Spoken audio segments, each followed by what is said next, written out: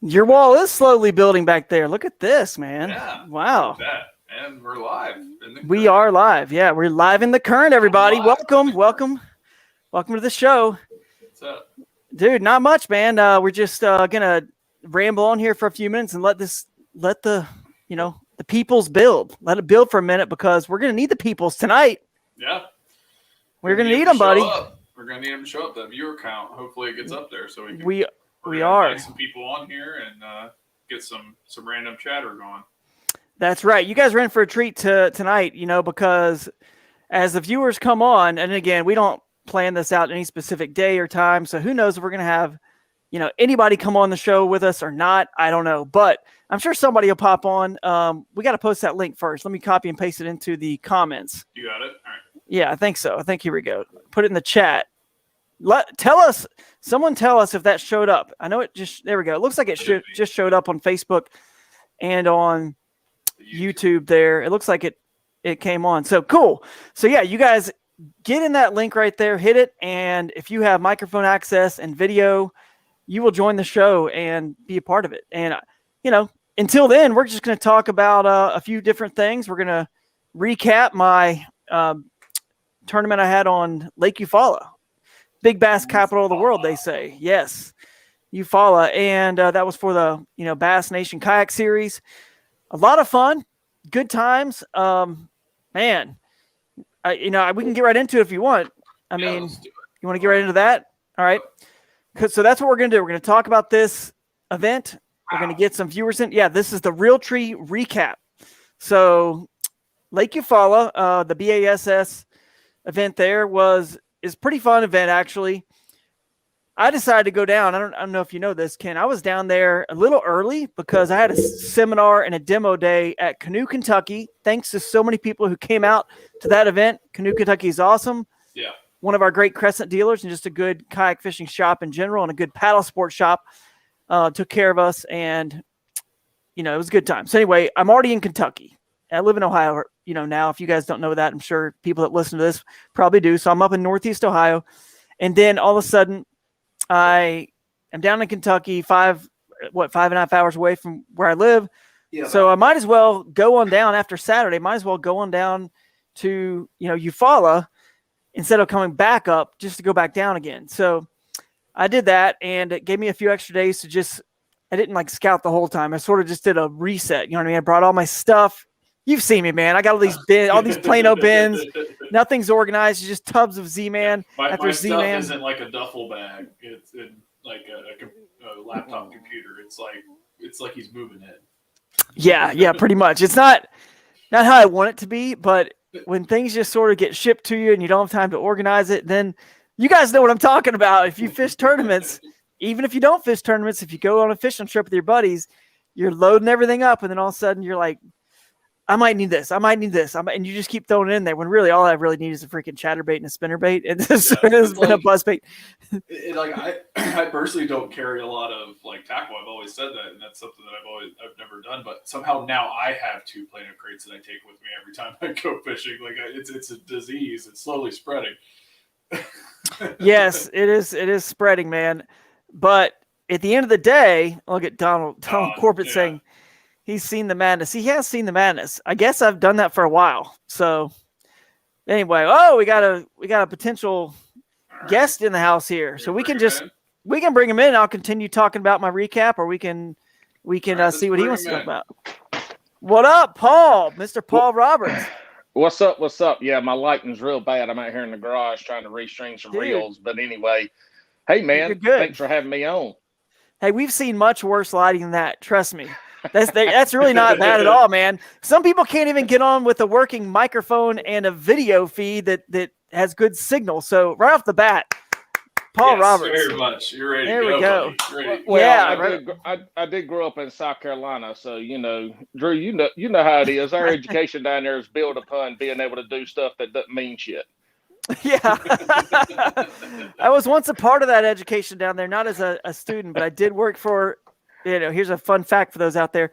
Before I got into fishing full time, I was working for Lander University as the director of campus recreation. Another fun fact, Brandon Cobb, Bassmaster Elite Series Pro, is from Greenwood, South Carolina. And he is now one of the coaches for the Lander University bass fishing team. So anyway, I was a part of educating those South Carolina, the good students in South Carolina. So I get it. I've been there. Trust me, I understand. But what's going on, man? Anything you want to talk about specifically tonight, or how long? Go ahead. I didn't mean to interrupt you.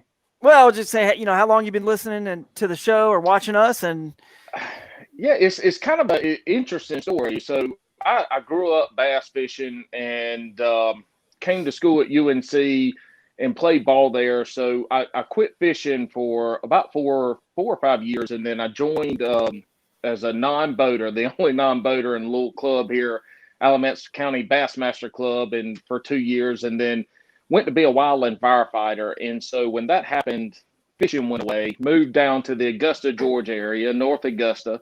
So right there on the Savannah River, right there at Clarksville, an hour and a half from Santee, kind of a little mecca of fishing, and didn't do anything, but the job took me away. So for about 15 years, I would go, piddle, mostly ultralight fishing, but living on Savannah River, I got a kayak.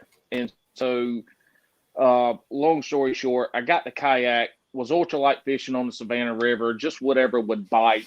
We moved back to North Carolina in 2019. And November last year, I'm like, you know what? I want to start bass fishing again. I've got stuff, I accumulated thousands of dollars of bass stuff just sitting there. And so I started and realized that fishing on Sharon Harris and Jordan Lake, I was going to need, my dog, I want to make sure my dog don't run away. I need a kayak.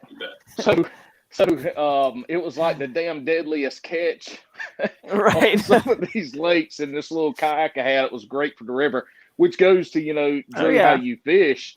It was an Avalon 120 is what it is, which is the the upscale Walmart brand. Great for the river, great for ponds. Sharon Harris and Jordan, not so good. Anyway, I get a Hobie and I just dive back into it. It's been so long. I didn't know what an A-rig was. Yeah. A lot of things changed. I didn't have one. Dude. Fluorocarbon wasn't a thing. It was just ridiculous. But anyway. That's cool. So I dived in head first and started looking at podcasts or listening to podcasts, looking at YouTube channels. And I don't remember where I ran across you. But when I did, I'm like, ooh, I like that. I think it was I think one of the first times was when you were I listened to you before, but when I really got into learning who you were was your story after being down in Florida in the Gator. Oh yeah. Kicking off your kayak. Oh yeah. Hold on one second. I'm sorry. Let me get this. Dude, you're good. You're good. We'll bring on. Yeah, you're good. We'll bring on Jake too. Let's add Jake to the stream. We see him here. Jake Horn. Is he muted? Let's unmute him. What's up? Oh, there we go. Now we got you. You're unmuted. What is up, man? What is up? We got Paul in here. We got Jake Horn. Paul, I believe he said he was from North Carolina now. Used to be South Carolina, but that's right, Paul, North Carolina? Yeah, I'm in the Raleigh area now. So Raleigh, man. Man. And Jordan are backyard. Good stuff. Yeah, Haw River right there. Awesome. Jake is in Northeast Ohio with us. So real quick, we were talking to Paul. I'm sure you heard, Jake. So I've got a few questions. One, I think it's really cool. Do you still have that little teeny kayak, the one that that's good for the rivers? Yeah. You still got it? That's the Avalon 120. Yeah, there it is. We can see it. Walmart special. Upscale Walmart brand. Upscale. Is there such a thing? Dude, I'm telling you. That's an oxymoron, I think. Does that come at Sam's Club then, or what's that? Look, if y'all got this thing, you'd be surprised. This ain't what's the one everybody starts off with, the little plastic two-piece one. Yeah, the Pelicans. This ain't that. Yeah, the Pelican. This one, 75 pounds. This thing tracks straight as an arrow. That's cool, man. Yeah. Well, here's what I want to say about it. I think that's a cool way to get started. I think a lot of people get started that way. And I'm actually writing another article for Bassmaster.com. And the premise is sort of like, the sport of bass fishing, guys, there's in boats, it has not a lot more room to grow because think about a sport like golf. if golf becomes extremely popular, you just buy some land, someone buys some land and sees that demand and builds more courses, right? More golf courses. Fishing out of boats at the competitive level, our playing fields are set. And so the kayak, what's cool about it is it's inexpensive, so the cost of entry is low. So there's a reason why soccer is the most popular sport in the world. The cost of entry is so low, you just need a freaking ball. And you can find those floating in the river every time you float, by the way. I see a soccer ball. So it's so low that you have the chance to grow. If you're like, think about shoes or clothing. If everyone needs it, that obviously there's a lot of economic impact to that product, right? No one needs to play a sport or hobby, but the sports or hobbies that have a lower cost of entry can have the potential. They have the potential to get bigger, right? And then anyway, so some have an expensive cost of entry, like football, for example. You got to spend a lot of money, but it's big because even if you don't play football, you watch it because you get it. You understand what it feels like to jump and catch a ball. Everyone's caught a ball, thrown a ball, blah, blah, blah. Long story short, the point of the article is look how low of a cost of entry that is. And that's the only way the sport of competitive bass fishing will get any bigger, in my opinion, is through the kayak side, because now we can take advantage of other bodies of water that the boats can't. And it's really cool to see people out there, and there's no shame in anybody. I hope everyone listening goes, and if you don't have the money to buy like a Crescent Ultralight, which would be a comparable small 10-footer, go out to get it, like you're saying, this, what was it, a couple $100, $250 Walmart special, and get on the water, because eventually, you will hopefully have money to upgrade, and at least it gets you into the sport, man. And it's a lot of fun. So, yeah. And so like my journey was, I grew up wanting to bass fish competitively. And where I grew up, I had some folks that helped me learn how to fish. At this time, it was the Redman circuit. It was I remember that. Minor league. It was the tobacco, Redman tobacco. And so, but I fish out of a John boat growing up. There was no competitive fishing in McGee, South Carolina. It's a town of 500 people. And then I joined the bass club with the thoughts that I was going to, bass fish as a non-boater until I could get a boat and then go into that. And then that changed.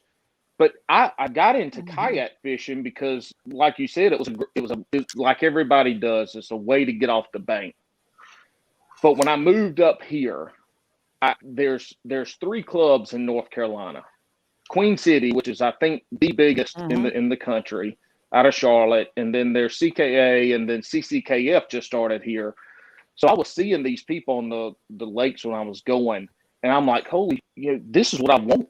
Like, I love to fish, but I grew up playing sports. I wanted to compete, and so to me, I love to fish to compete. My friends growing up didn't like to fish with me because I stayed out there all the time, and it was we were in competition. Back. Yeah. And so it was easy entry, but it was a way that now I could compete to bass fish. And for most of us to reach the level of fishing, whatever they are now, even the minor league circuits, it's not the average person can get in there. But the average person can have a $200 kayak and go compete once a month or twice a month or in a monthly tournament. Yeah, that's for sure. Why I got excited about it. And where I am now is I fish at least 3 days, or at least 3 times a week for a couple hours. At least. You fishing in those tournament clubs yet? Those clubs, you fishing those? Or are you fishing any national? Are you fishing any national stuff yet? Have you done any of those? Like, not yet. I'm fishing the monthlies through KBF, but I'm fishing our 2, so CKA and CCKF are local to Raleigh, and I'm fishing in both of those. Next year, I want to get into the national, but I literally just started in November, started back, and I upgraded. I bought a used Hobie PA14 in late January. So, like, I'm learning how to fish big water, new water. Learn how to fish for a kayak.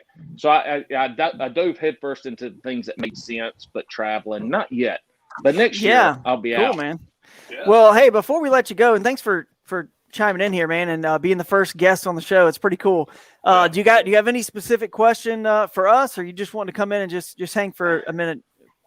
Yeah, I just want to come hang, and I usually with kids and all this stuff, I don't get an opportunity to hang out much. So I saw this and had a few minutes. But thanks for what y'all do. And Greg, you're well known throughout the fishing world, not just the kayak. I mean, Drew.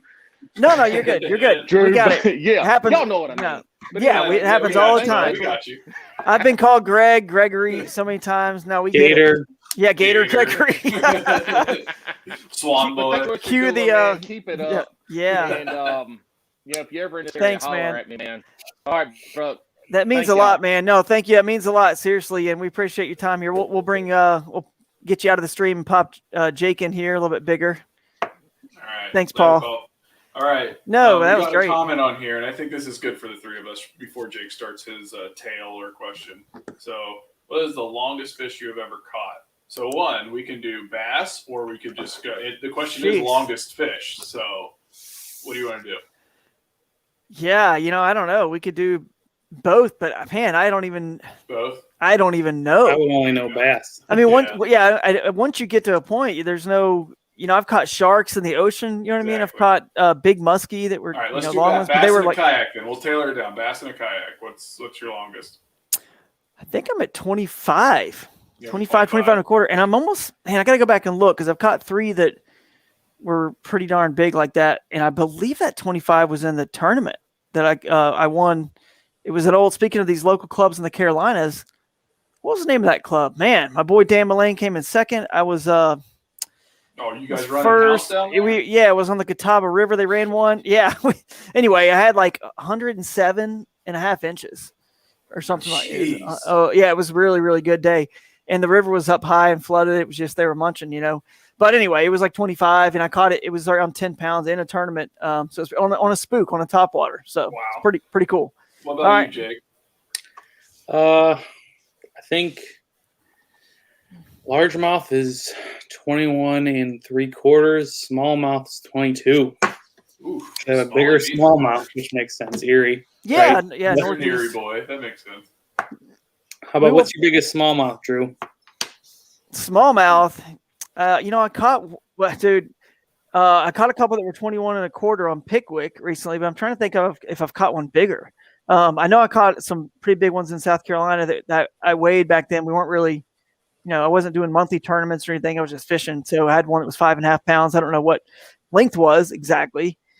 So yeah, that might be it, man. You might have me on the smallies, buddy. And just to preface it, Jake, you've pretty much lived in the Northeast Ohio your whole life. So to be expected, the largemouth is not going to be quite as big. Yeah. But a buddy KG just chimed in here with a inside joke there. Probably. Jake, probably. That's a little inside joke there. What's up, KG? So, Ken, what about you, man? Longest all right, so my longest smallmouth, and this is probably not super correct, like it's somewhere in this range. It's like 21 3/4 or 21 1/2, something like that. I could look it up for accuracy, but I know it's under 22. I'm fairly certain. It's a pretty big smallmouth. And my largest largemouth is 23 inches, and that was caught in Pennsylvania. So it's a good fish. That's a good one, man. That's a real good one. Especially pre-fishing for a tournament. So that was fun.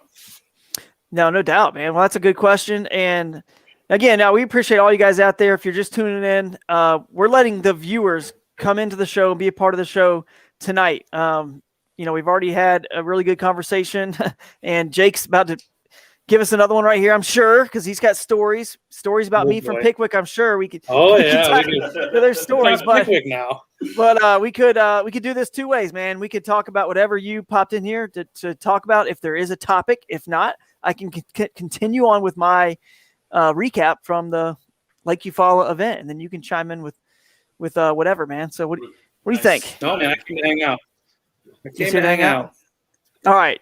I'm just getting ready for we got a local event here in Northeast Ohio, and the weather's changed about 5 times. So now we're looking at some 30s in the morning and maybe some rain. So I've re-rigged rods like 5 times, but other than that. Yeah, I got home and it was warm one day, and then it's just gotten cold and rainy, and I had a chance to mow the lawn today, and again for like the second time since I've been home. But it's pretty nuts how fast the grass grows here. But hey, I did get a brand new battery powered lawnmower. And dude, those things are sweet. Yeah, I mean, they are They're sweet. nice. Man, they're not loud. There's no oil and gas to worry about. It's pretty nice. No fumes. No fumes. Yeah, very nice. But anyway, all right. So listen to this, Jake. This is not going to surprise you. Because I've got stories. Lake Eufaula. I go early, as I was talking earlier, because I wanted, the Hobie Bass Open Series Tournament of Champions is on Eufaula. So of course I'm thinking I need to fish this B.A.S.S event on Eufaula because I've never fished Eufaula. I go early. I was able to spend some time with the folks at Realtree. It was pretty awesome. Scott Hughes over there, their marketing guy, Realtree Fishing, was able to give me the tours. That was cool. Columbus, Georgia is where they're founded. So I got to do that. I got to get organized, as I was telling Ken, all those big Plano tubs. Jake, you've seen them. You stay with us at Airbnb. So, I bring in the Z-Man store, basically. I just start bringing in Plano boxes of all kinds of stuff.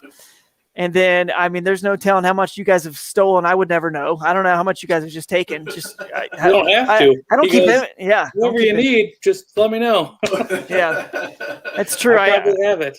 I do Uncle say Drew's that. Tackle shop. I do say that. So I'm going to take care of you guys, which worked out pretty good on Pickwick. Okay. We all did. Okay. Okay.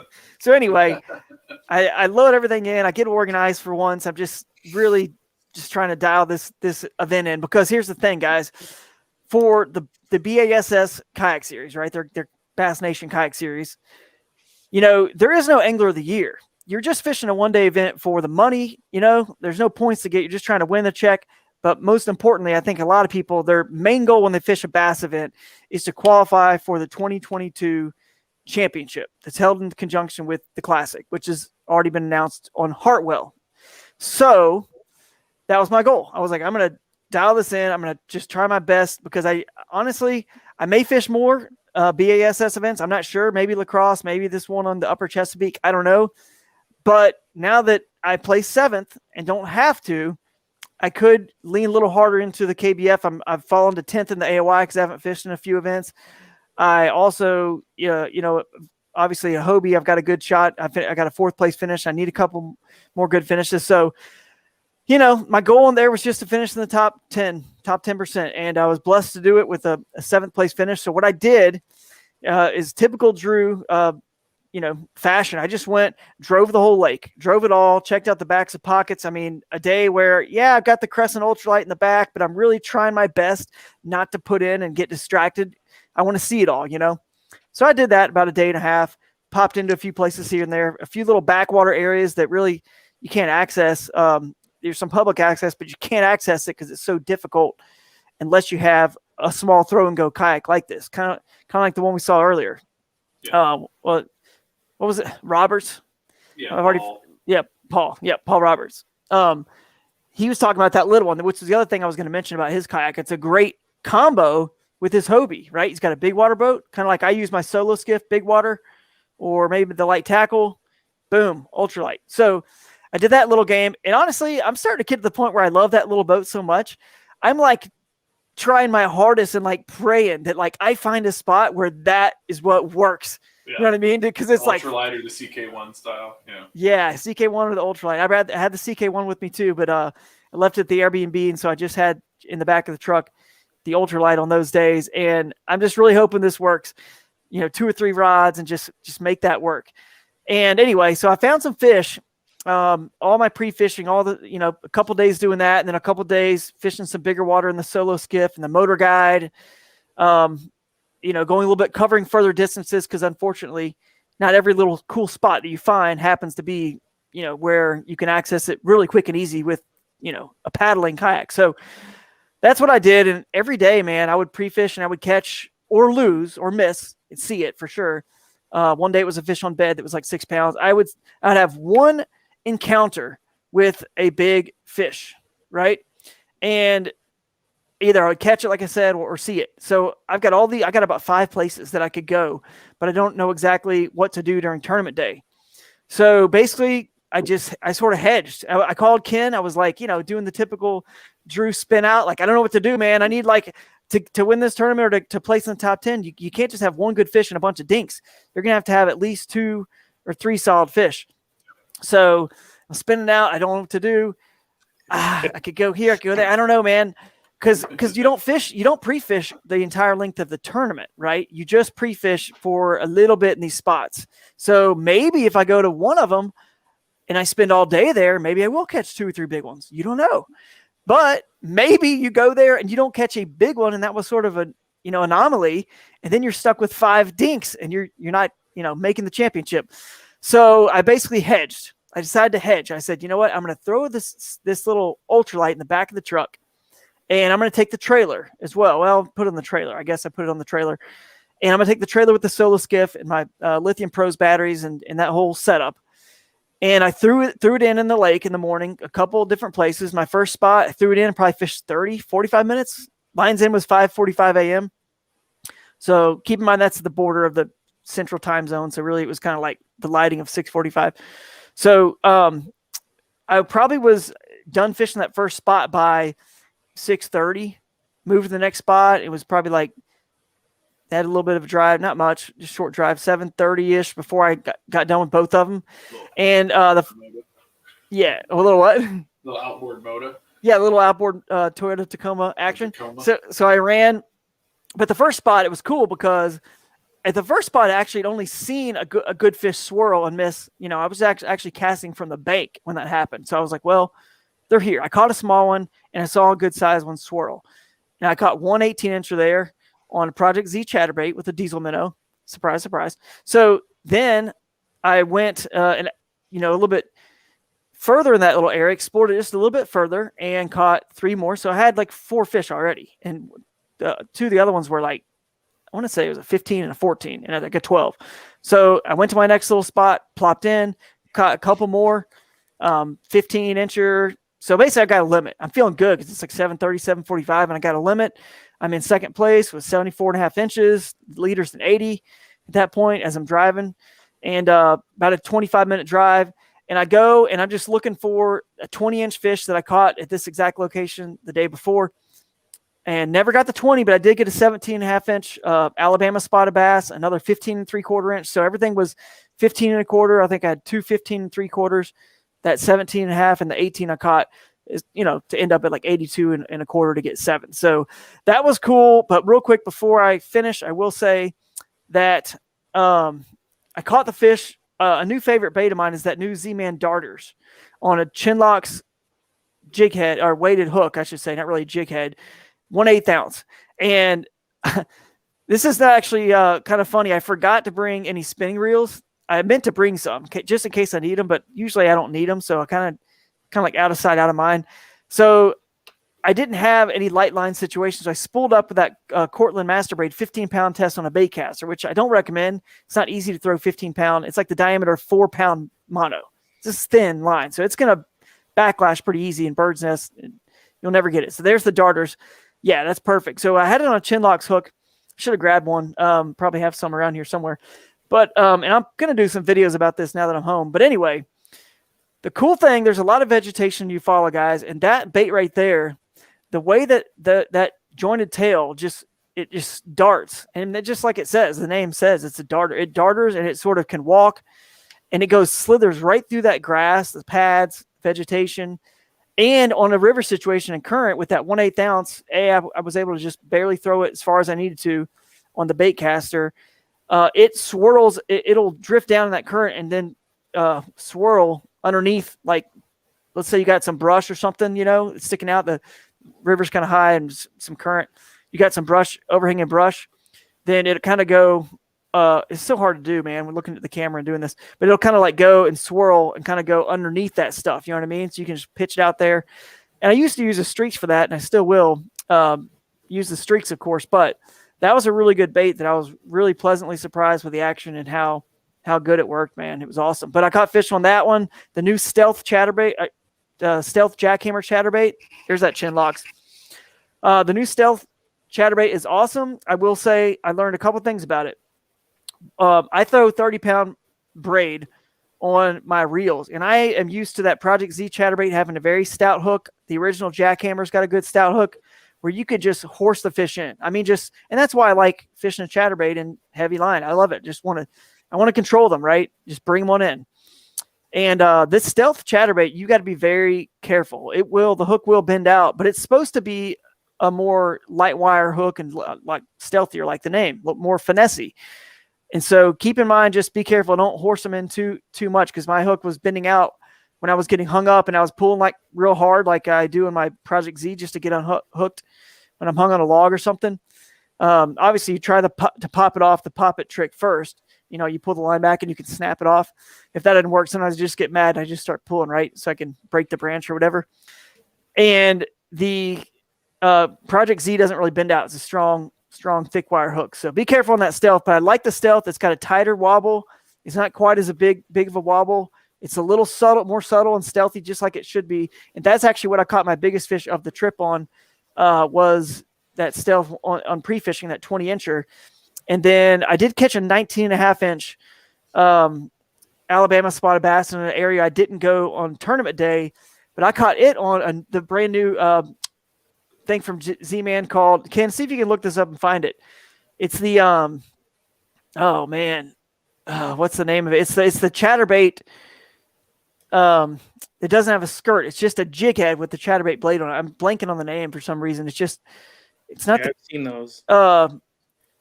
It's like the eye strike or something. It's their, eye strike or strike jig heads, but it's got the chatterbait blade on it.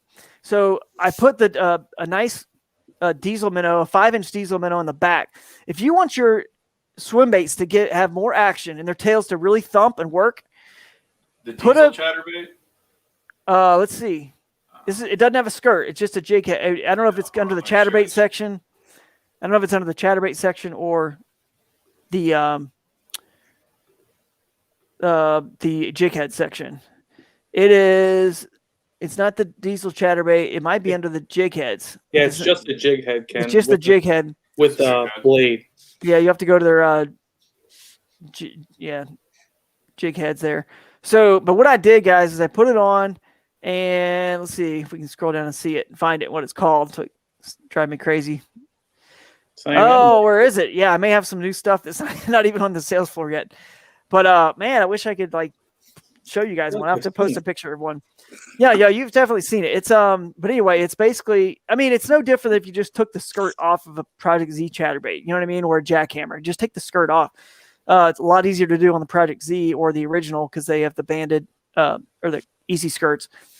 But you get the idea. I just threw just the swim bait on, and it was this sort of smoky shad kind of color. Is it called the eye strike? Eye strike. Yeah, I thought it was like eye strike, chatterbait, jig head, and just the swim bait. So listen, here's the deal. A swim bait on its own, a tail, like if you have a really sensitive rod, you can, in a good swim bait, you can feel the tail really thump, thump, thump, thump. But man, it's really hard to really feel it thump. Unless you have a really sensitive rod, a stiff rod, it's hard. Need to use braided line. None of them thump and kick as hard as a chatterbait blade, right? So the chatterbait, this eye strike, is that what it's called? Eye strike? Yeah. The eye strike is nice because it allows that tail to really have more action, and it gives you the thump of, that's it, man.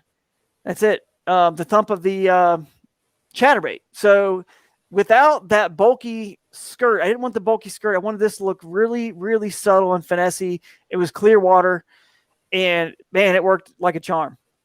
As a matter of fact, Ken, I will do something here, man. And while we're talking, I'll send you a photo, and you can pull it up better than I can. Okay. Yeah, I can work on it. Of this chatterbait in this huge spot's mouth.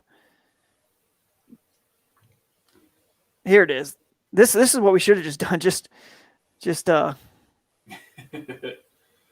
so the you photos. Throw a chatterbait this weekend, Jake, or what? No, I won't. Oh, I sent the wrong. No.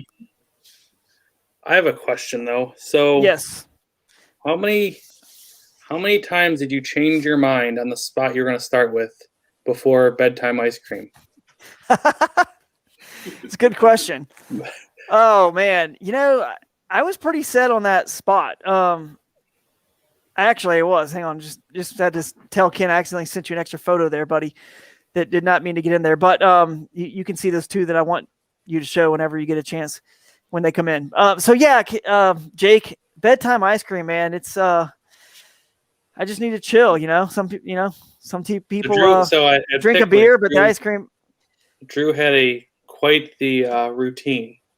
We would sit there and stare at maps from about 5 till 8, where he would just say, I don't know, I'm spinning out. And then he'd have ice cream and go to bed. Yeah, but that's the process. You play it's a second process that's right. I got as much as Ken did. Fourth? Second, fourth. So, and I'm not trying to, I mean, dude, I'm so happy for Ken, but look, dude, I mean, come on. That would have been a 2-day tournament.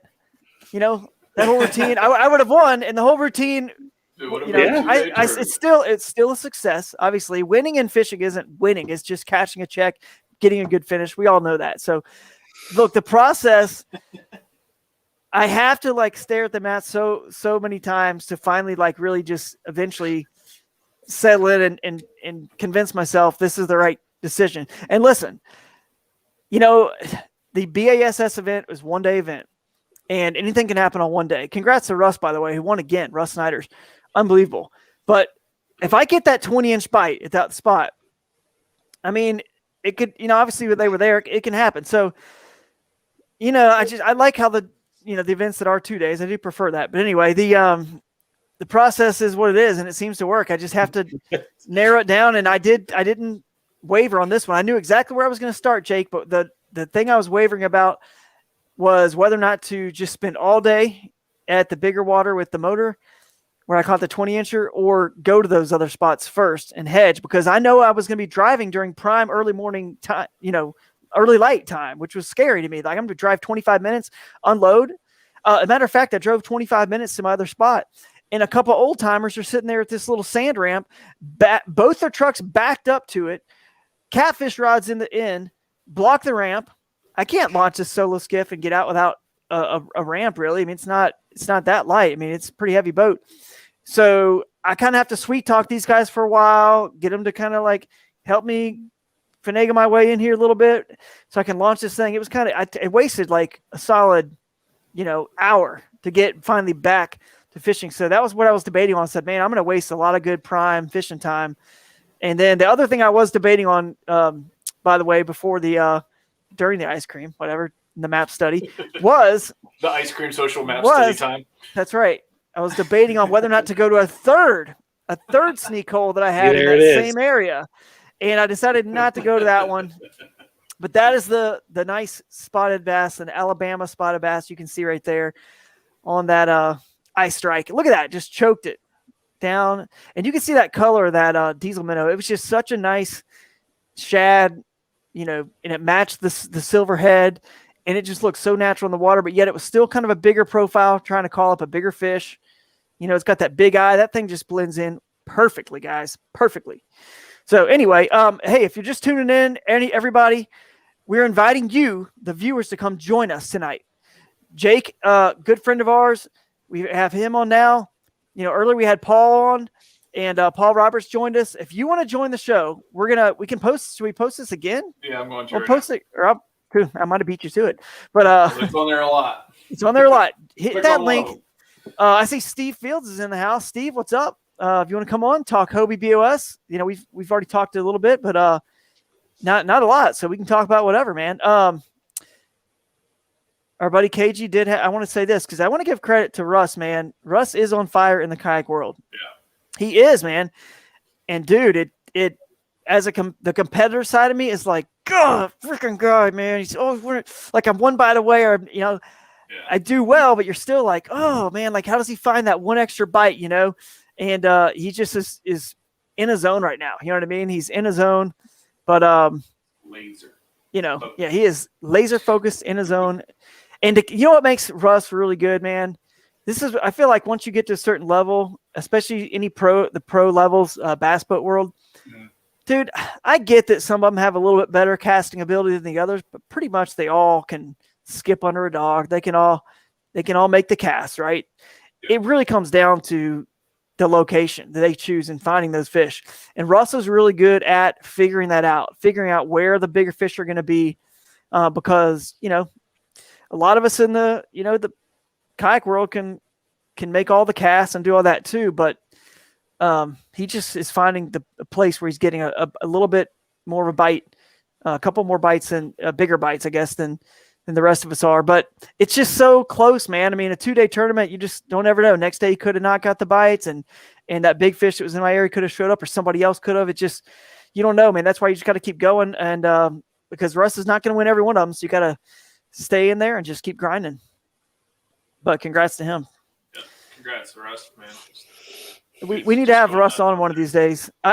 There's a reason why I haven't even asked Russ to come on, because he goes on so many of these podcasts. I feel like people are like, oh, I'm tired of hearing Russ or whatever. Like, I mean, he's always got good stuff to say, so no one's tired. But I feel like, yeah, if we have Russ on too, people are gonna be like, oh, I've heard Russ on all the other podcasts. So, but we'll have him on at some point for sure. We need to have him on in some other.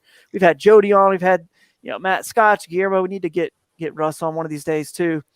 But if you guys want to join us, hit the link, the StreamYard link that we've posted on the YouTube and Facebook, and come join us. So anyway, that was my time on Eufaula. It was fun. It was a good time. And what's hey, your next event? I'm not going anywhere until Possum Kingdom, the Bass Nation in June, Bass right? Championship. Yeah, the Bass Nation Kayak Championship in June. So I'm actually going to leave here probably like June 2nd or 3rd. And we'll see what can happen there. I was toying with doing Hobie B.A.S. at Ray Roberts, but man, I'm starting to feel it, guys. I'm getting a little older. When I go to these events, you fish hard. I don't think I can go from fishing that hard and having like one day of maybe practice there, fishing 2 days, driving 5.5 hours, getting unpacked again, another Airbnb, losing a day of pre-fishing because the lake, by the way, I don't know if you guys know this, but today's May 6th. So May 10th, the Possum Kingdom Lake for the Bass, Championship goes off limits. And this is the way it should be it goes off limits until literally the 6th of June. So 6th, 7th, and 8th are the only pre-fishing days. And honestly, on the 8th, lines out is like 2 p.m. Like a lot of the pre-fishing days are, which if any tournament directors are listening, you should move that as late as you can that time, because people are taking off days of their work days, and they don't have they need to be able to fish a little bit longer in pre-fishing if you guys can allow it. So anyway, we have basically a half day on that. So basically you have 2.5 days to pre-fish. And that's my next tournament. So I just can't see myself on a new body water that's so foreign doing well in a day and a half of pre-fishing. I mean, obviously you could stumble in and do good with no pre-fishing. That's what Ken does. So it can happen every once in a while. That's right. It can happen. Did I have the right hand there? There it is. That's right. But for the championship, man, I just feel like I'm going to use every bit of those days I can. I'm even going to get there a day and a half or early, even before that, just to get rigged, get settled up, maybe drive around a little bit and do some scouting from the road. So yeah, that's my next one, man. So I'm here, and maybe we'll get on the water in Northeast Ohio or something. I'm very excited to see Drew on Northern Ohio, not just Erie. I mean, I'm excited to get on Erie because it's just phenomenal. But I want to see Drew on a Ohio reservoir. See how he does it. See if the same things work. Because I don't know. I mean, obviously I have my opinions, but you might just tear it up. I don't know. And tearing it up means maybe you catch, an 18-inch bass. Yeah. Listen, man, it'll work. I'll tell you why I know it'll work. The way when I say I know it, when I say it, I guess it's the style that everyone kind of knows that I employ. And I mean, dude, this is like my podcast. I should be talking about it, but I also hate to talk about it, because I love it and I don't want like everyone in the world to be doing it. But which is basically just, I'm going to find fish that will eat the way I want them to eat, which is chatterbaits and spinnerbaits and buzzbaits and fast moving stuff. And I just feel like you can always do it on any body water. And now you might say, yeah, but man, you got these real clear reservoirs and it's just not going to work here. Well, I will say to that, Jacob Wheeler, right. Lake Travis, clear water, everybody else's wacky rigging, and not everybody, but most people. But I would say two of the most successful anglers, other than Bobby Lane, who almost pulled it off with a wacky rig. He did that. If you guys didn't, watch the Major League Fishing event this past week, Jacob Wheeler won. Lake Travis is a clearwater lake, deep, clear. They're catching fish over 90, 100 foot. But he went. I feel like you can always find an area. And I know he went sort of more up into the river arm a little bit. Definitely was not in the river, but in the river arm. But you can always find either stained water, which helps that bite. You can find later in the day, if you notice, especially on Saturday and Sunday in that event, boat traffic stirred up that main around by the dam. So now you got waves crashing on the bank. So now you've got stained water and current due to the boats, right, and the waves, and then wind. Big water, you can find the windblown banks. That's when those lures excel. Windblown bank, what do you always want to throw? A spinnerbait, chatterbait, swim bait, something like that moves fast. Even Wheeler was catching them on a whopper plopper. It was kind of windy. We were still right on the bank working it. So I just feel like I can't catch fish in every part of that lake the way I like to fish. There's no doubt about it. But if you just give me, say, this is the entire lake, and you allow me to look at the weather conditions and see what kind of moving water's moving into some of these, which there's not a lot of moving water moving into some of these, and you're not going to find the biggest fish in those areas. I get that in Northeast Ohio, but there may be some more staying kind of water in that arm of the lake. I mean, that's the best I can do, and I think Wheeler proved that can certainly work. You know what I mean? Yeah, I think it can work here. It's very foreign to me because I'm more of a flipper, and it's weird because I'll fish Erie, which obviously there's no flipping. I mean, you can if you're close shore, but if I'm fishing smallmouth, I'm not flipping. So I have two, but when I'm fishing reservoirs, it's a lot of flipping. It's a lot of shallow water, and it's not a lot of that speed. But yeah, I think it'll definitely work. It's just I'm excited to see it. I want to see Drew do it. That's where I've always kind of wants to get you on the home waters. You just see me on a lake. You just want to see me off of a river. And if it doesn't work, then I can go, well, Ohio sucks. Yeah. Well, I mean, dude, it's kind of, I've found them blending the two a little bit for some of the reservoirs up here personally. Is like I will still flip, but I don't take nearly as long as I used to. Like I flip, if I don't get a bite, I move. I flip, don't get a bite, move. Like I don't let it soak. I don't bounce it up and down. Like I don't drag it across anything. If I don't get hit on that hole, I'm paddling out of it and going to the next one. Like I've kind of adopted some of that theory with the moving baits and causing them to react and kind of force feeding it into some of that slower presentation stuff. Yeah. And that's, some of what I've done to adapt to some of the waters up here to try to keep fishing more quickly. Because at this point, I'm just emulating Drew. I can't keep up with what that guy does. And that's one thing you don't have to worry about, Drew, is not a lot of people are able to fish as fast as you do. So, and that's just repetition and doing it for so long, I think. But, yeah, no doubt, man. It started, throwing chatterbaits and spinnerbaits more and been getting more success around here. And then obviously this year and a little bit of last year, or 2 years ago, at least last year I didn't do much, but traveling around and river bassing and stuff, that was good. The river bassing tournament trail. But my success up here has all just been applying that stuff to the stuff that quote unquote works around here. So yeah, no doubt. I think a lot of that is confidence, right? I mean, Drew has extreme confidence in what he's doing. Yeah. No, you're right. I would never attempt or would be able to keep up, like you said, keep up with him. So yeah. Hey, when I flip, you guys talk about flipping into vegetation.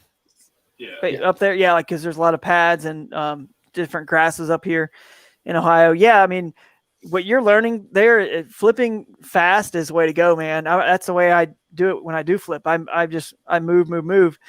Target, if you see a stick coming out of the grass, they obviously hold in areas where, if any kind of wood or anything happens to be underneath that you know of. It's no different than the whole lake as a whole, right? You look at a lake on a satellite image and, they hold on like points, you know what I mean? Places like that. So points of the grass, for example, and then the backs of coves, right? In the very back when water's trickling in or what have you, they kind of do the same on grass and vegetation, like ambush points like that. So yeah, flip to those high percentage areas. That's the way I would do it, and move in the areas that are not, it's not a cut into the grass and it's not a point. That's where you could parallel the edge with a swim jig or something like that. Chatterbait if it's going through the grass, okay, or spinnerbait if there's wind on it, or buzzbait. The other thing too to keep in mind where you can use these techniques in clear water is early morning low light. Top water should be a good way to kind of fish fast, like I like to fish, and still get bites here in Ohio. But hey, I'll tell you what I'm really looking forward to is getting on to East West Harbor. I know, a lot of people love that area. Some people are like, they're kind of over it. Maybe, I don't know, but I'm excited about it. There's obviously some good fish there. There was an event there. I think John, I'm going to say his name wrong, Warchaw. John, I think won an event there, a local club event in Ohio last weekend, or he got second, I believe. Got second. Second, yeah, I forget who won. Ice, I believe. Won. Yeah, that's right. So, 90 something inches, 91 or 92 inches. So a lot of big largemouth in there. So I'm looking forward to that and trying to figure that place out, because that is one of my next events. I think I go Possum Kingdom Lake for the championship for bass, to Lake Champlain for the Hobie Bass Open Series, to there may be one other Hobie B.A.S. before then, maybe, but Susquehanna, I don't know, or Wisconsin, I don't know, but I am going to East West Harbor. Do you want to see the numbers on that? I haven't pulled up. Yeah, pull them up. Jake, you're fishing East West Harbor, right? I am. Yeah, I think we'll all be there, right? Yeah, we'll all be there. So I can't wait to try to figure out that fishery, because that's going to force me to fish a lake. There are no rivers really feeding that. Correct. Yeah, it's it's a good fishery. All of Erie's harbors are amazing. It's a very underrated largemouth lake, because those harbors, they have massive largemouth in it. It's not my favorite, because if I'm going to fish Erie, I want to fish for smallmouth.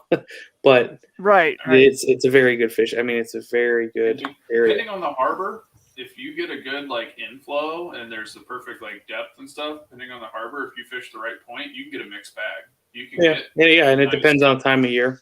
Yeah, I mean. Okay. Now I'm looking forward to it. I won a tournament out in Presque Isle. And the first half of the morning, we were catching largemouth, and the second half of the morning, the smallmouth came in and just started hammering them. So we ended up with mostly smallmouth on our stringers, but we started the morning with smallmouth, and it's fishing the same area all day. It turned into smallmouth all of a sudden. So it can definitely change depending on where you're at too. Yeah, right. That's where I would like to see more tournaments, national. I think Hobie had one, but canceled it there last year. Yeah, I think somebody did have one. Hobie was going to hold one at Presque Isle last year, and then it canceled because that was right in the heat of COVID, and then it rescheduled to the Susquehanna, and everybody loved that. So, and I think KBF had one the year. Somebody had one the year before, but I believe it was in the fall, which isn't bad. Yeah. But man, this time of year at Presque, it's insane. You're over 100 inches of smallmouth. It's just insane. Sorry, I didn't mean to pull this up on the screen here quite yet, guys. But while it's up, I guess I will say you just hijacked your own podcast. I pretty much did. Sorry. Well, speaking to that, actually, there was a post today. I'll send this to you, Ken. All right. And they were asking about your biggest bass, and I have this smallmouth, and I've never carried a scale, so I have no idea what it weighs. I actually texted to you, Ken. I don't know if that works. Yeah, that'll work. What do you think this weighs, Drew? Because I'm just curious. See. It's not my longest, but it's probably the fattest smallmouth I've ever caught. And I wouldn't even attempt to guess. Are you putting it on the screen? I'm gonna pull it up as soon as I can. Cool. Yeah, as soon as you get that. So what I pulled on the screen, especially the audio listeners, are kind of like, what's going on right now. So we had a viewer / listener, Josh McLear. He sent me an email. He actually, he was saying he was avoiding doing work, and he decided to make us, since he was listening to the podcast about, length versus weight comparison chart, which, we got, what was that, a couple streams ago, maybe last stream, I can't remember. We talked about it. And anyway, he sent me this thing where you can just insert your weights. And actually, these are not correct anymore. Maybe some of them are. I was actually just messing around with it. But at one point, they were all correct. But anyway, you can just put in like, let's see, I can change this 19 to, whatever, like 17. And it calculates it already. You know what I mean? So it pretty much just calculates it right there. Based so on that chart that we provided. Yeah, right? based on the chart that we provided. So basically, now Russ's is correct. So Russ on Eufaula had a 20 3/4, a 18 1/4, 17 3/4, 17 1/2, 17 1/4 for a length of 91 1/2 and a weight of 17.8. Some of those fish, it was really weird. Most of them had spawned, but some of them had not. So he probably was pushing, I would say 18, maybe 19 pounds if his bigger one had not spawned, or I think he caught it during a shad spawn feed. So if it was, full of shad, he might have been 18 1/2, 19 pounds, I'm thinking. So, and anyway, we did ours on the show last time, but anyway, big thanks for sure to Josh for sending that to us. And if anyone wants this, I'm bringing it up to say, if anyone wants this, message me or just email me at drew@drewgregory.com. I'll send it to you. It's pretty cool. But what I'm hoping, and Steve Fields actually mentioned this. Steve was on earlier. I'm not sure if he still is, but Steve, last time we were on the live stream podcast talking about this, he would like to see a column on the standings that has this calculation already built into it, right? Yeah. And so Side by side. Yeah, side by side, this would be it. You'd have a column that says length is 90 whatever inches and the weight is 16.62. The approximate, the whatever you want to call it, the weight calculation would be Estimated weight. the estimated weight. Yes, and then of course you could probably, I don't think I would round down too much in the middle of the summer when fish aren't as fat or whatever, late summer, but I would probably round up a little bit, you know what I mean? For sure. Pre-spawn, maybe add it, 100 inches. In my opinion, I've been kind of putting this out there and trying to get it in my head. 100 inches is 25 pounds. No doubt about it. Now it may depend on what your length of your fish are. Cause if you have a 24, 25 incher, that's going to help you get closer to the 25 pounds as opposed to if you just had a bunch of like 19s, you know what I mean? Or whatever, or 20s. So, but anyway, I think I think we're starting to get there where, 90 inches is probably around 17 pounds. 95 is like 20-ish, and 100's pushing 25. So it's kind of a cool thing to see there. All right. Let's see this. Yeah, let's see this fish. Good Lord. What do you think? So we're guessing the weight here, Yes. and it's 20 inches.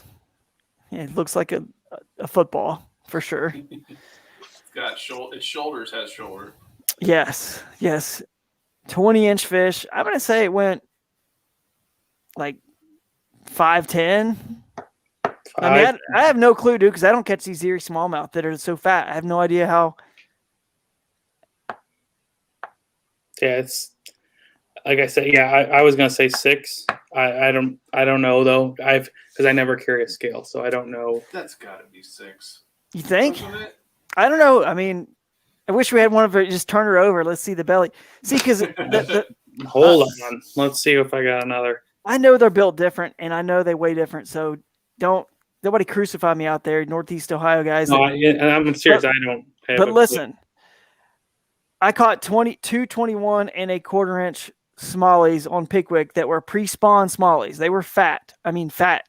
Now, I didn't have a scale, but the next day I remembered to bring my scale because I was on them. And I caught a 21 inch even. So that's an inch longer than this fish. I weighed it. It weighed 5 pounds. Even. So I think the ones that the day before, that were maybe a little fatter, the ones I caught the day before were a little fatter. One of them was maybe at 21 1/4 inches. Maybe one of those was pushing 6. depending on the fatness. But then again, how do you know? Because we've seen fish that are 20 inches weigh, like largemouth, for example, like you've seen like 8 pounders, like 7.5, 8 pounders, but you've also seen 20 inches that weigh 4. So, Yeah. I have no idea. I'll be honest. I don't, but just guessing, I would, it's high 5, 6. Yeah. Yeah, man. It's a good fish, dude. What'd you catch it on? That one, I believe, was on a jerk bait. Nice, Pretty very strong nice. jerk bait, man. Oof. They'll rip the rod right out of your hand. It's awesome, man. Yeah, I can't wait, man. Can't wait. That's right about now. I mean, it started early this year. Like they were catching them. They've been catching them for a while, but it'll be going on here for another month and a half. I thought about going out tomorrow, but that weather doesn't look too inviting. Yeah. All right. So, if you guys DM me on Instagram or whatever, Kentucky Yakking, just shoot me your email address so I can forward you that that spreadsheet if you guys want it. If you guys are DMing me on some other, Facebook or whatever. All right, hey guys, last chance if you're watching this, if you want to come on in and join us, then just grab the link in the comments and come join us. I know we don't have a normal time that we do this, so but we appreciate a couple of you guys coming in here and joining us for a good show. If we start doing this like once a month or once every couple months, it might become a little bit more popular. It's pretty fun to get some random conversation going. Yeah, exactly. Any other topics you guys want to cover? I mean, what's next on y'all's plate? Ken, what do you got?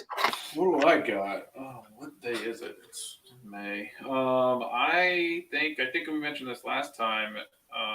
First weekend in June, the 5th and 6th are the KBF St. Clair events, and I really need to get on Lake Erie to start practicing my techniques for those. So that's what I plan on doing, and just being a tournament director this month, getting our KA stuff going, and nice. Just getting fishing season started here in Northeast Ohio. So that means me being on a computer and these guys running out there catching all the fish. Well, that's cool, man. Look forward to seeing how that goes for you once you kind of get back out there and get going. And like I said, getting out to East West Harbor too. Let's do it. Hopefully with you, Drew, to scope that place out a little bit sometime this month, since we'll be on there too. So. I want to crack the code, man, to that place. That one has me nervous because it's kind of my last KBF I plan to fish, and I'm in the top 10 as it's other than the national championship, which is really what the AOI is going to come down to. And you got to be in the top 10 to get into the 10 house. And I've never even competed in enough KBF events to try for this. So this is like my first time to try. So anyway, I'm looking forward to cracking that code. And right now, let's see what Mr. Kentucky Yakking is up to, joining us here. See if he knows how to crack the code on any of these bass, man. What's going on, buddy? Not much. Hey guys, just checking in from Kentucky, saying greetings. Sitting out here with a little rain in the garage. So Drew, you and I met down at Kentucky a couple weeks ago, and we did. I'm curious. As you know, I'm on a team as well, kayak team, but I don't really understand the lead ups to some of the bigger tournaments. So there's some like the Walmart or the Walmart sponsored, whatever they were before, and the Bassmaster, they kind of have regionals and sectionals. And where I'm at around Louisville, there's no real good structured fishing tournaments or fishing clubs per se. Do you guys ever see that evolving with kayak fishing to the level that you feed into those? Because I even being on the kayak team, I don't understand the process of getting started at the base level and then jumping into, like you said, Eufaula or the KY or any of the kayaking big name tournaments. It seems like they're either small or they're huge. There's no kind of middle ground to move up and down. So just kind of curious your take on that. Yeah. I mean, these guys here know too, Ohio's blessed with some nice local kind of clubs and some stuff to fish. Ken runs the kayak anglers there, with some folks Northeast Ohio. I mean, it's kind of just dependent on which people sort of take the ball and run with it to create local clubs. And Kentucky's got some. I mean, they really do. I know they have some. Isn't the Bluegrass Yak Masters still around? And some Actually, of those the Bluegrass folded. I got in They last folded? year that they had a big tournament at Cave Run Lake, and then they folded after that. And there's a grassroots effort going on in like southern Kentucky around the London Corbin area, which is a 2-hour drive or so. But around Louisville, that spark has not apparently been lit, or nobody's taken the bull by the horns to kind of start something here. And we've got several good lakes and rivers, as you know. Elkhorn's an hour from Louisville, so Elkhorn Creek, as well as Big Waters, and it just seems like it hasn't evolved here. And I don't know that I've got the capacity to do it or the knowledge. Yeah. But, Well, you should fish. Okay, so if you are living in an area that doesn't have good local stuff, and you don't have time to be the one that starts it, because local clubs, don't forget the tournament directors, a lot of times they fish them as well. So, and it's not like there's definitely work to it, but it's not like it's a big national trail that's going to be crazy ton of work. You're not trying to get tourism dollars and sponsorships, but you could obviously take the lead and just start something. I would go to your local kayak dealer and shop to help with that, because they can get the word out. They can gather, Canoe Kentucky, folks like that. They got a mailing list of who knows how many people, and you could really get something going if you wanted to start it. But you also have the online stuff that Paul talked about earlier. He's fishing some KBF challenges, some online stuff that makes it kind of easy. But then, even KBF's events, being just like, I mean, I know it's still $115 a piece, but that's hardly anything compared to these bass boat lead ups like you're talking about, this BFLs and, all the ones that are kind of like the feeder system, if you will, the Bass Nation stuff on the bass boat side. I don't know how much those cost, but I'm sure they're more than $115. So anyway, you could sort of just jump into the KBF stuff first, because they allow you to fish either Saturday or Sunday. You don't have to do them both for $115. But there are only like 10 of those. So 10 locations. So you got to find, obviously the closest ones to you and give those a shot. So, I mean, yeah, it's something to definitely consider, but the bigger stuff, it is, you don't want to get in there until you're ready. So what do you guys think about, have any thoughts on that? Ken, Jake? I think that if you were to go about doing the grassroots sort of series or events or anything like that, I think, kind of copying off of a little bit of our structure to give yourself that intro level and maybe eventually a mid-level sort of event is we do in Kayak Anglers, we have what is called a signature event out of our full trail. So we have 4 or 5 or however many events we have in one year. And then we have one that's the signature event, and it has a higher entry fee, and it has, so it's supposed to be like the big event for our trail. So like basically, just to throw some random numbers out there, it's $25-$30 to enter a basic event, a regular event. And then the signature event's like $50. So you're getting, a higher entry fee, but it's also a bigger payout at the end of the day. So that's like the big event of the year in the local trail sort of thing. So if you can grow interest with your easy to pay for, easy weekend events like one dayers, stuff like that, you gain interest with that. And then you're like, hey, this is the big one. If you can get some sponsors to throw in some prizes and have a raffle at the end of the day, like you combine all that stuff into that signature event. So it's your event that has the most money payout. It's the event that some people, if they don't do so well, they have a chance to win something in a raffle, like that, just little extra stuff. People at the beginning level like that extra stuff, a chance to win something, even if they don't fish well, good camaraderie, like have it be pretty like easygoing, chill vibes, that sort of thing. People want to learn. They want to learn how to kayak fish. They want to learn some new techniques. Not all of them have as much knowledge as a Drew Gregory or myself or a Jake sometimes. Like, make it easy, make it fun, and make it about being like buddies. And that's what's going to draw you the most interest, in my opinion, of getting something started locally. Yeah, and like Northeast Ohio was in the same situation for a long time. There was a trail that was run mostly out of central southern Ohio. It's a great trail, but we really didn't have anything up here, and we have this. It's always rated one of the best lakes, in the country, in Lake Erie, and we have nothing. Like we have no be crazy for a while. I just took one person to start that trail, which is PJ, who's moved down to Alabama now, and now Ken has taken the mantle. But I took that one person to kind of get it going, and once it did, now we're growing, and it's awesome. It's great to have. Yeah. But it just takes a couple people, So That's guys, cool. I've got 5% on my battery. I'm going to go grab my charger and cut back to the YouTube stream. So just want to say hi. Greetings, Bourbon Cigar Night here from Kentucky, and There you go. appreciate the Nice. invite. And hopefully we can pull something together and it gets a little more interest around here, and Yeah. something I can kind of work on maybe. So being empty nesters recently, so I got maybe a little more time, a little more money on my hands to foster something like that. So Congrats, man. Yeah. Thanks, Kenny. Enjoy it. all right, guys. Good night. All right. Have a See great ya. one. Appreciate it. And I'm sure he's still listening, but to follow up too, if part of his question was he wasn't sure how to get to fishing these bigger ones, I just want to make it clear to people, because some people are confused.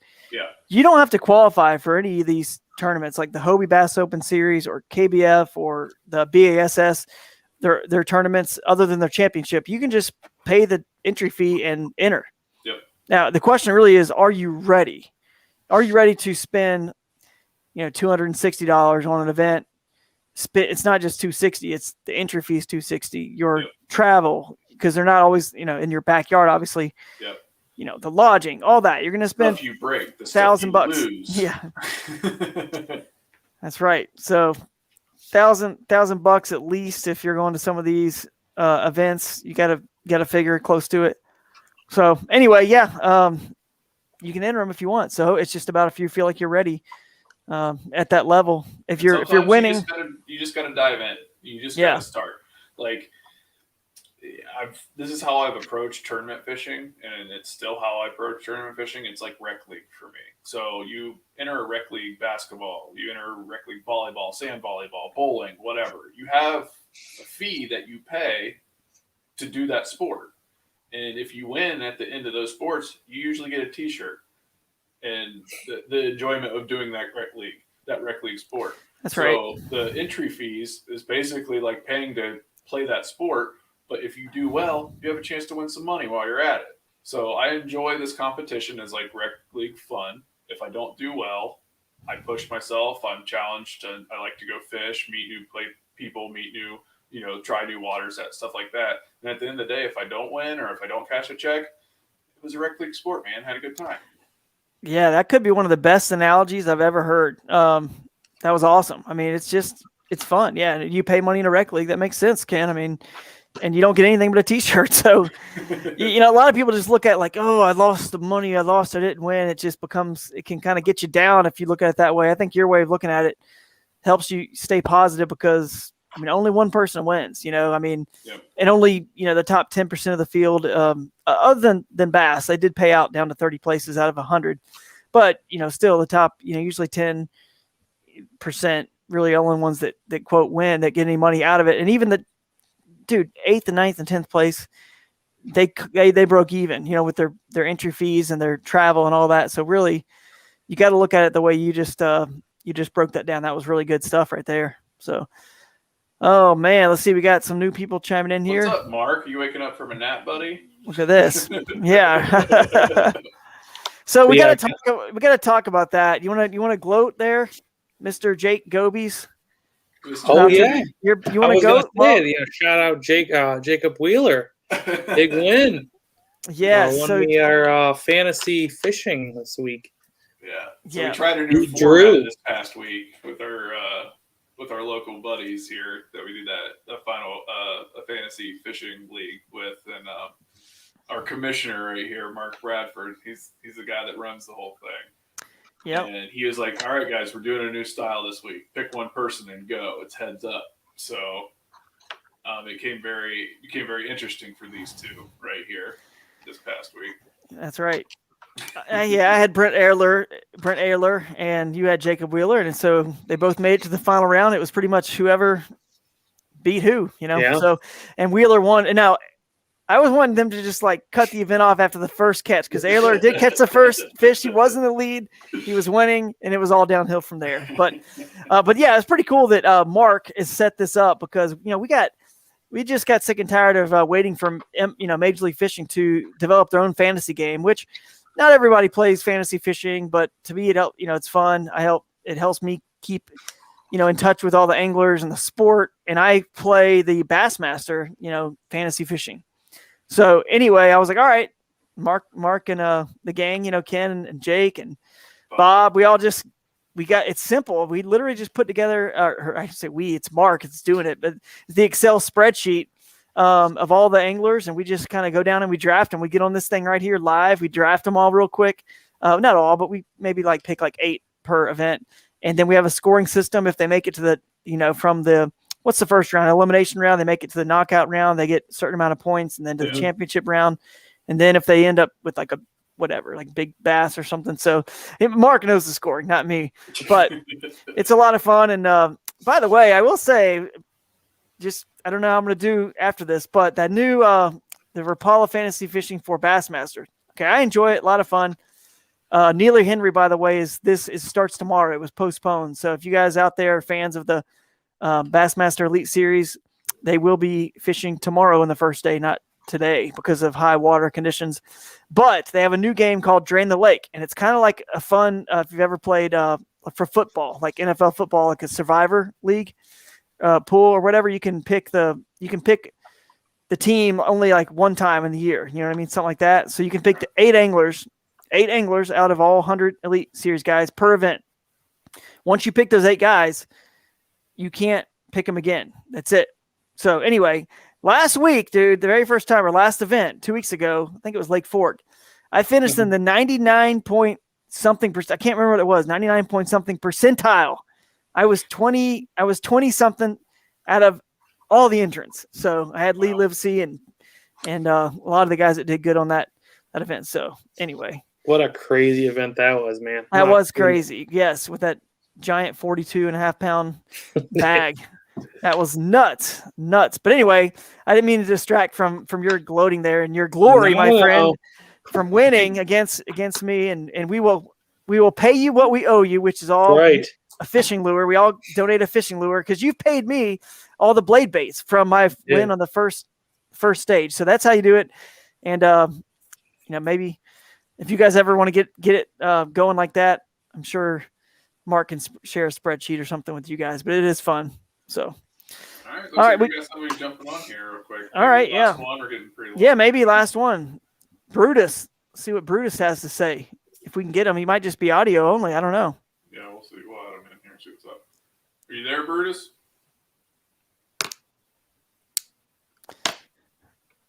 Can I put my finger in your ass? Oh, okay. So I guess this is a spammer. Yeah. All right. Spammer. Stay classy. Stay classy, guys. Later. You made it when you're getting prank calls, dude. Yeah. Right? Yeah. There you go. Oh, that's funny. All right. Well, you're gonna have to edit that for the audio version. Yeah, I guess so. Put a big bleep in there. Yeah. Bill to Joseph show reference. Yeah. Thanks, Bill. Yeah. Hey, this is Bill to Joseph. He's a buddy of ours. He's over in Pennsylvania. He's a good fisherman. He's done well in national championships before. He can show up and fish. Yep. No doubt, man. Bill's a stick for sure. All right. Well, guys, I don't know, man. I think it's about it for me. I don't know if you guys have anything else to add here, but it was a good show. Yeah. Thanks for having me on. Yeah. Absolutely, buddy. We talked about what we're doing next and stuff like that. I can't believe nobody got on here and asked you about the kayak. Yeah. They're asking about it in the Crescent Owners group. They're asking about the new kayak. They're like, when's it coming out? So they're pushing you pretty hard in that group. Hey, Drew, can we see any new pictures of that kayak? Yeah. Jake just steps right into that one. Softball. Yeah, absolutely. Hey, but yeah, it was a good show. I enjoyed it. And appreciate you guys and appreciate everybody for listening and tuning in. One day we will get more of a schedule going. I think maybe once we get to this fall when the tournament season is over, and I think that's when we'll try to get a certain day and time to do this, and we'll probably have some more, even more viewer interaction when we have more people that know we're going live that it can actually be a part of this. But no, it was pretty cool. It's not like you want 20 people anyways. That was perfect. We had a few people show up, had some good questions, good conversations. So we'll definitely add this to the rotation of podcasts that we do, because sometimes these are the best ones because, we don't know what we are forgetting to talk about, forgetting to say as people listen to all these. Hopefully you guys have gone back and listened to a lot of them. We've definitely let go of a lot of good juice in past episodes. So go back and listen. And by the way, don't forget, give us a rating. That helps us out a lot. We really appreciate it. All the support. And so we can keep doing this, but yeah, I'm excited to do more of these guys. And I'm excited to see what happens this weekend on the Elite Series, because they're going to be down the old Coosa River on Neely Henry, where we were last year for the Hobie Bass Open Series, where I think I ended up getting fourth in that one. And good buddy Lance got third and Coley won. So I'm familiar with it. So I'm very interested to see what they do on that fishery in this high water. I think they're going to absolutely smash them, because high water means current in that river system, lake system, and that always turns those fish on, and it gives the lake some stain. It's going to help out big time for those big spots. So that's what I'm going to be up to this weekend, and doing some stuff around the house, putting together a play set.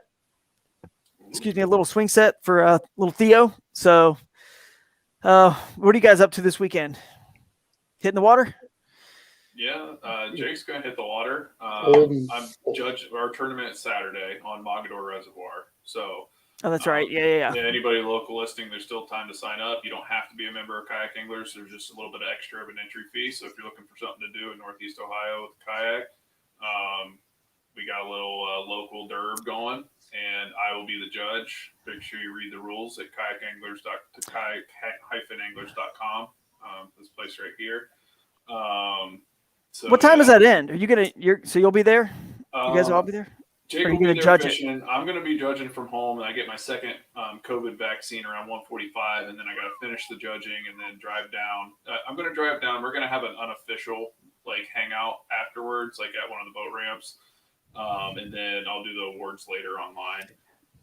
So I'm kind of just running it in the background, but I'm going to show up just to cool. officially hang out. So it's pretty close. I'll try to show up if I can, man. We got to congratulate me on my congratulate Jake on 70 inches of bass, free bass. I need to bring you a lure. So we're going to be at least the goal is the 43 ramp at I don't know, at lines out basically.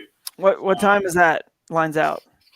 I can't remember right off the top of my head. I'll try to show up if we can get this swing set up in time. We're starting in the morning, so we should. Oof. They take a while though. Play set. I could tell you some horror stories. Lines out is at 2:15 p.m. So all right. That's about the time we'll be hanging out. So Route 43 cuts right through the middle of the reservoir. So that marina right there. Yeah, and it should be hitting about 50 degrees about then, so it'll be nice though. Yeah, it'll be nice. Just a light jacket. You'll be good. It'll be good. Well, I'll come and I'll bring some gifts for you there, Jake. If I can get away, no promises, but I'm gonna try. It's not that far for me, so no. If I can get away, then I will. But all right, I'm excited. All right, guys. Well, as always, everybody, thanks for listening, and hashtag live in the current. That's how we like to do it here. Thanks to Crescent for always supporting all that we do. And Real Tree Fishing, all the other sponsors. We really appreciate it, and couldn't do it without you guys. Catch you next one. See ya. In broadcast.